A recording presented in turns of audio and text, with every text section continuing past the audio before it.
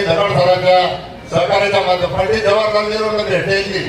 जवाहरलाल नेहरूंची भेट अरुणाचल प्रदेशाचे मामाचं टक्कर होतं, त्याचं टक्कर वाजवलं पंडित नेहरूंनी. म्हणजे तिथपर्यंत आणि सगळ्या प्रकारचे खर्च हे बाबा करत राहील. अध्यात्म असेल, बाकीच्या सगळ्या गोष्टी असतील. दुर्दैवानं त्यांना आयुष्य कमी मिळालं. त्या 60 सालानंतर काही थोडंसं आजाराचं निमित्त झालं. 22 एप्रिल 61 हा आमच्या दृष्टिकोनातून तसा काळ आहे. संघटित होणारा दिवस 65 वर्ष झाली. हे आता दादा किशोर शेट्टी मंडळी आता आले नाही गमतला असा काळ गेला. बाबांनी त्यांच्या 25 वर्षाच्या काळामध्ये कोणत्या खिशात हातच घालून दिला नाही. त्याच्यामुळं काही ते जरा द्यायची सवय राहिली नाही. तुम्ही आधी सगळे एकत्रित आलो आता ही कामं व्हायला.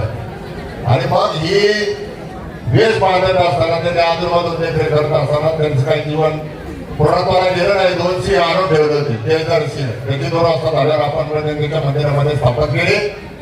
परंतु काहीतरी त्यांचा जीव असेल. आपल्याला शिवनेरीच्या पायथ्याचा पुतळा मिळतो. हे सगळं दगडी सुंदर भव्य अशा प्रकारचं काम होतं. सगळी गावाच्या अनेक पक्षाचे अनेक विचाराची माणसं सगळे एकत्रित आलो. सगळ्यांनी त्या ठिकाणी त्या भाव जोपासायचं काम केलं. आणि म्हणून ही वेळ पूर्णत्वात जात असताना 5-6 वर्ष राहिली. दादाने मध्ये आढावा घेतला. आता प्रतिष्ठान त्यांनी त्या नावाने सुरू करून गरीब आणि गरजू मुलांना या निमित्ताने आता त्या ठिकाणी आपल्याला काम करायचं होतं. बारावाड्यांसाठी मुख्यत्याने काम करायचं. त्यांनी ज्या ज्या क्षेत्रामध्ये काम केलं त्याच्या आपण भाग होऊ आणि काहीतरी आपण उत्प्राय होण्याचा प्रयत्न करू.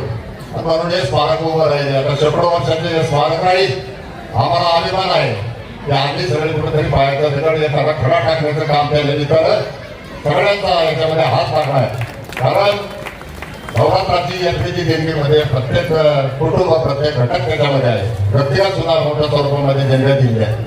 प्रतिष्ठाने या वर्षी गावातल्या 2 मान्यवरांना पुरस्कार देण्याचं आयोजन केलं. एक भालचंद्र करांडे बीडमधला मुलगा भाकरच्या दुष्काळात वडील आणि त्यांच्याबरोबर तो आला. नारायणगाववरून टेम्पोला स्थायिक झाला. हे जर काम करून माणूस आता काही रेकॉर्ड टाकायला सुरू बनवतात. या माणसाने स्वतःच्या खिशाला खात्री लावली. 3 भावाच्या निर्माण परिवारातले निर्माण म्हणजे आदिवासी भेटले. हे माझ्या माळ्यात राहतात आमच्या शेजारी. त्यांची बहीण आणि त्यांचे 2 भाऊ तिघही नोकरीला लावले. जातीचे दाखले काढून शिक्षणाचा खर्च करीपर्यंत लाख रुपये पगार येतात. आम्हाला नाही करता आलं. हे या भालचंद्र कराडाने करता. भालचंद्र कराडाचा तुम्ही सन्मान करता. तुमच्या कार्याला निश्चितपणे या ठिकाणी धन्यवाद. दुसरी आमची जयश्रीताई क्षीरसागर लग्न झालं होतं. राऊत परिवारात दिली होती. काय तो तिचा पती त्या ठिकाणी त्याला त्याची बंदी दृष्टी असल्यामुळे तिला ते आवडलं नाही. हा त्रास सहन नाही. तिकडं आली गावाला. तिथे वडील आमच्या सगळ्यांचे ज्येष्ठ मार्गदर्शक. गावाला आली परंतु भावांवर आणि वडिलांवर बोल नाही होऊन दिला तिने. डॉक्टर वेटेकर हॉस्पिटल असेल, कातळे हॉस्पिटल असेल, भोसले हॉस्पिटल असेल, हॉस्पिटलमध्ये परिचारिकेचं साफसफाईचं काम केलं. 2 मुलं तिच्या बरोबर होते. दोन्ही मुलांना त्या ठिकाणी शिक्षण देऊन मोठं केले. आता एक मुलगा BHMS होतोय. आता फायनल परीक्षेला. दुसरा मुलगा 12वीला. असे एका मातेचा यांनी या ठिकाणी आज पुरस्कार देऊन तिचा सन्मान करताय. हे निश्चितपणाने गौरवास्पद भाव आहे. खूप काही आठवणी आहेत.